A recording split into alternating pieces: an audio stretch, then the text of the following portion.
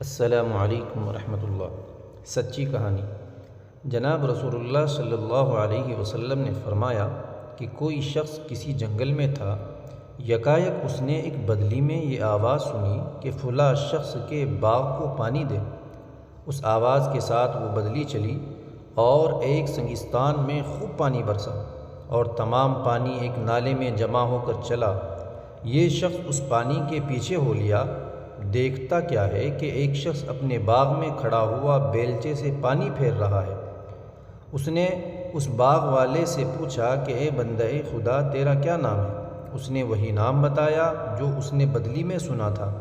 پھر باغ والے نے اس سے پوچھا کہ اے بندہ خدا، تو میرا نام کیوں دریافت کرتا ہے؟ اس نے کہا کہ میں نے اس بدلی میں جس کا یہ پانی ہے ایک آواز سنی کہ تیرا نام لے کر کہا کہ اس کے باغ کو پانی دے، تو اس میں کیا عمل کرتا ہے کہ اس قدر مقبول ہے؟ اس نے کہا کہ جب تو نے پوچھا تو مجھ کو کہنا ہی پڑا۔ میں اس کی کل پیداوار کو دیکھتا ہوں، اس میں سے 1/3 خیرات کر دیتا ہوں، 1/3 اپنے لیے اور بال بچوں کے لیے رکھ لیتا ہوں، اور 1/3 پھر اسی باغ میں لگا دیتا ہوں۔ فائدہ: سبحان اللہ! کیا خدا کی رحمت ہے کہ جو اس کی اطاعت کرتا ہے اس کے کام غیب سے اس طرح سر انجام ہو جاتے ہیں کہ اس کو خبر بھی نہیں ہوتی۔